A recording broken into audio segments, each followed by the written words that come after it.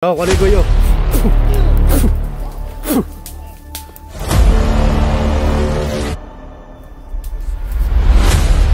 Sunugin natin to. Ha? Bilang, boleh. Si Maidol tuloy pa rin yung kuha namin, Maidol. Yung paglalakbay namin ni Kidlat. So kanina ay meron kami nakitang mga bandido na nagluluto. So yun yung kinuha namin yung kuan, Maidol, yung luto ng saging. So bago namin sila tinira ay pinakain mo namin sila, mga idol. So naawa man tayo pero wala tayong magawa, mga idol. Kailangan talagang ubusin sila. So narinig natin yung usapan nila tungkol sa mag-ina ni Apong Igoy. Yung mag-ina ni Apong Igoy ay nandun daw sa kuan, nandun sa Pinong Kulto. Hindi natin alam kung may mga kampo dito madaanan namin ngayon, kasi malapit na magdilim. Alas 5:40 na. So kami ni Kidlat ay patuloy pa rin kami ngayon. At sana, mga idol, ay share yung video na to. Huwag niyong kalimutan, mga idol. Yan yung tanging hiling ko lang sa inyo, mga idol. I-share niyo lang, mga idol. Like, comment, yan lang, mga idol. Kung sino man yung nais magbigay ng kunting tulong sa amin, yung pagkain namin dito sa bundok, ay naglagay pa ako ng GCash number dyan, mga idol. At yung kuhaan lang, mga idol, abot kaya lang na tulong, mga idol, para tuloy-tuloy talaga yung paglalakad namin ngayon. So nandun si Kidlat. So dyan kami dumaan kanina. Yung area na ito, mga idol, ay kaparyo lang talaga ng mga kahoy, puno yan, kita niyo. Pero wala kayong nakita may mga niyog. Ito lang yung mga kuan, mga idol. Kasi parang nasa baba pa tayo ng Matbanwag, mga idol. Pero paakyat na kami. Pero malayo talaga, mga idol, no? Paakyat pa kami ni Kidlat. Yan, nakikita niyong paligid. Ito yung tsura.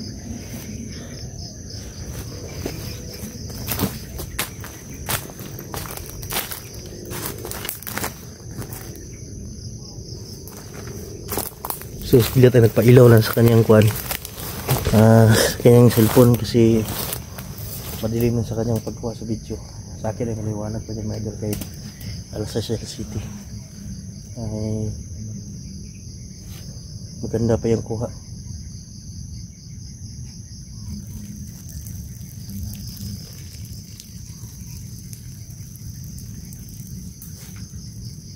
Wow. Oh, Alam ko kung sino yung yung pinakamalakas na kulto, yung kanilang hari. alam mo? Oh. Sino? Dahil Yung kuan, dating commander, magkano? So si Kidlat na-hypnotize mga sauna, no? ako ang right hand ng kulto dati. Ako ang nakakaalam kung sino yung Ngayon si mukha ng kulto. alam mo kuan, Meron akong sa kanya. bata man o tigwang na? Iguang na siya. Dara na? Dara na siya. Ako ang nakakaalam. So alam pa daw ni Kidlat, mga idol, yung pagkataon ng kulto. Kung saan man siya, grabe na orasyon ng kuan na. Sabi ka na. Magagamot yan muna, Kidlat. Ha? Magagamot yan muna. Magagamot na, bro. Dotan.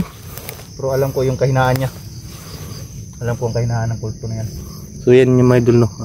Ako ang nakakaalam. Yung kulto na yan ay isa din magagamot. Kung sino yung Parang kuan, mga dato ganyan. ha? Mga dato, leader. Leader. Siya ang pinakakuan niya ba? Pinakagahi. Muna Alam ko siya, ang kahinaan niya. muna siya ipulot dulo lahat. Alam ko ang kahinaan ng kulto. Ngayon, yung mga commander na nagbago, Hindi sila nakakita. Kulang ang makikita ng kung sino yung kulto na pinakamalakas. Alam ko yan. Wala pang kaya walang tawag, ingat lang kita, Kidlat. mag-ingat lang tayo. Pero alam ko yung kahinaan. Matakabalo ali si kuan na to, ani. Alam ko yan. Ingat pa rin tayo kahit may mga agimat tayo na malakas. Pero hindi lang tayo magkumpiyansa. Padayon siguro ta, sunahan.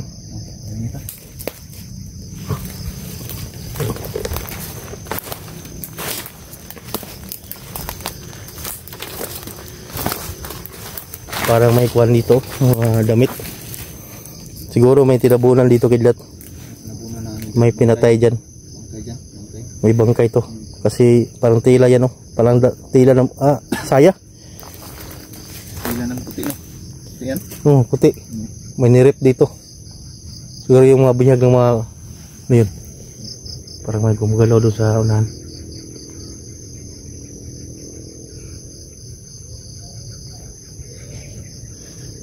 May palatandaan ako sa kulto. Yun talaga yung ano, pinuno ng kulto. Ilang nga ito masigupa, gaya mo na sunod lagi. Kaya mga kulto nakita na karon mga alipuris ano eh. Dili ni mao. Mga alipuris. Pero gipagahi niya. Mga alipuris na niya eh. Yung mga idol, alam ko yung sino talaga yung ano, kulto na nagano sa kanila. Para may nakatingin sa atin doon. Yung banda oh. Nakapunta doon. Wala nang iba. Resulta. Yung mga idol, marami akong dinala. Mga commander dati.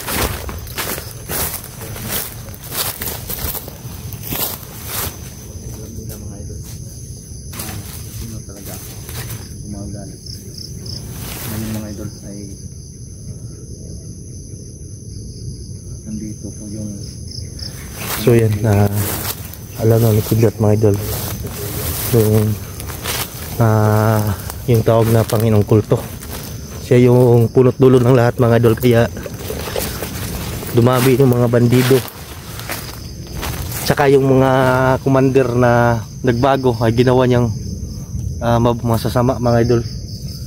So hindi pa namin nagkwento yung nakidlat. Yung nakita yung mga kulto dito mga idol ay hindi pa yung pinakamalakas na kulto. May pinakamalakas pa dyan mga idol ay yan yung tinatawag nilang Panginoon. Di ba kidlat? Panginoon yung tinatawag yan mga idol. Yung masagupa na kulto namin ayun yung mga alipuris nila na nagkalat dito. Pero may mga orasyon din sila mga idol na ginagamit para mag-hypnotize ng mga bihag at gawing bandido.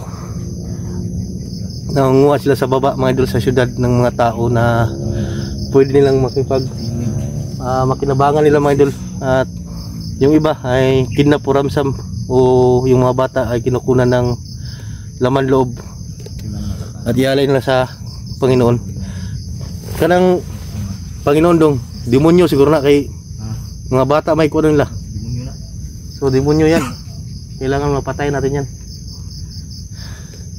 So dito kami tatak na kidlat sa unahan.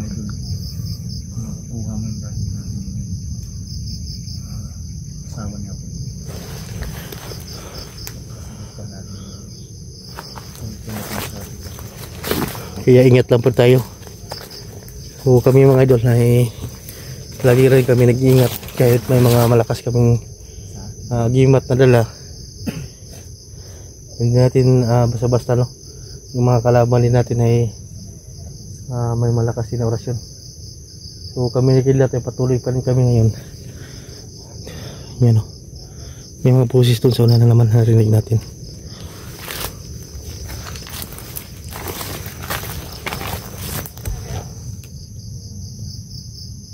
Ito yung gusto na doon.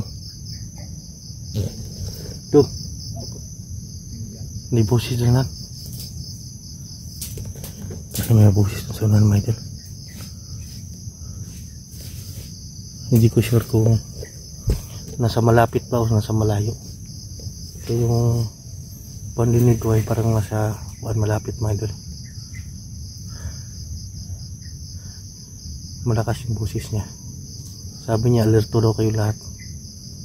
Kasi ay may bago silang commander. Sino kayong bagong commander nila? Babae daw. Bae. Narinig ko sa kwan, pumasok sa kwan ko. Hala ko dyan. Nagabi, natutulog ako. May panaginipan ako.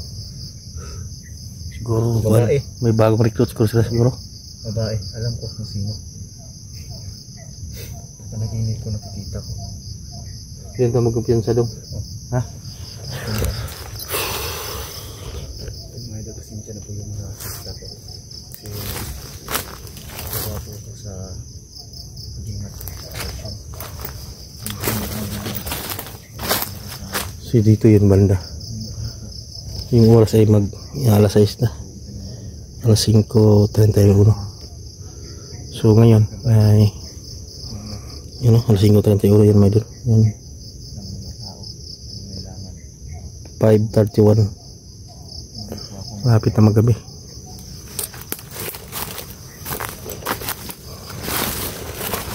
Dito sa dito nito. Kita nyo tagpili na itong pagpingahan natin.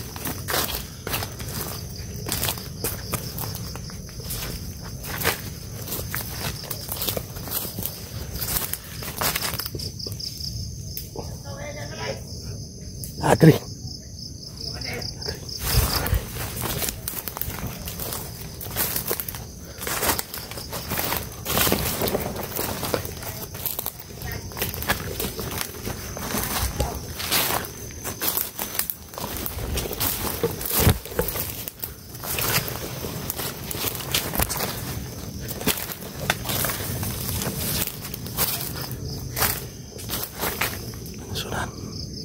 Ayun o, nasa malayo. Yan yan. Ito ang isa. May kontra. Parang si Rambo yata to. Si Rambo ito mga idol. Yun o. Nandun o, sa unahan. Nasa unahan doon.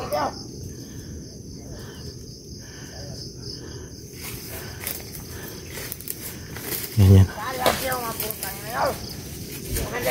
Ayan yan.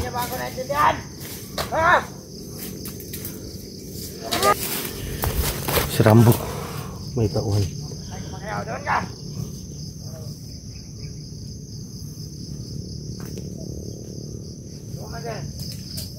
Itong mission natin. Pumatay ng mga bandido. So magbago sila. Itutulungan natin. Pero hindi talaga magbago. Wala tayong magawa. Si Rambo ay hypnotize siya. Kailangan si Rambo magamot, dakpin, gumutin. Pero ay nabubulan pa ito ng punto. Dapat may pumunta din ito si Rambo Major kapag mahuli namin at magamot na. Para hindi sa mabangis, babalik sa mabangis na commander. So nandun sila sa unahan. Sabi ako, kawan ikoy.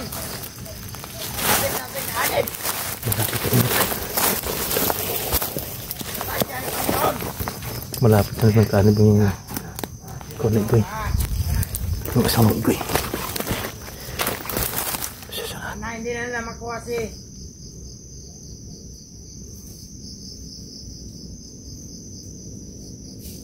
hindi kapatid. Sana hindi nila makuha yung ano ni Pangin Ikoy. Asawa niya. Gagamitin na nila yung ingat tayo. anak niya pong Ikoy. Atag yun. Saka yung asawa. Dili. Kumagal, balik ka na rito.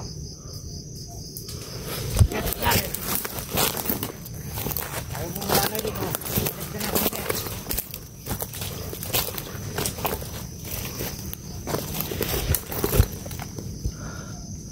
Pinag-aanib natin yung asawa ni Goy. Sila na yung maging kwentro.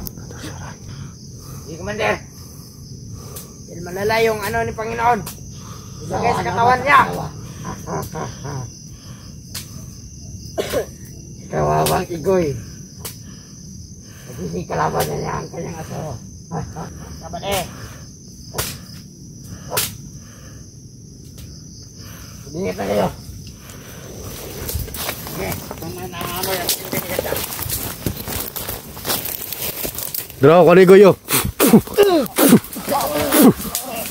Karamo ka.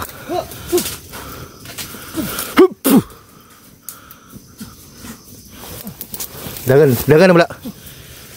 Dagan Rambo bay. Buka Rambo. Patay.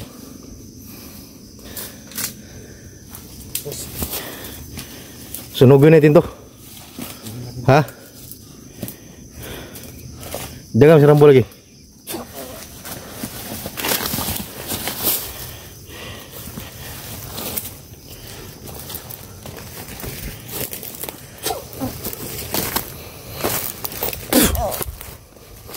Sunugon na to dong.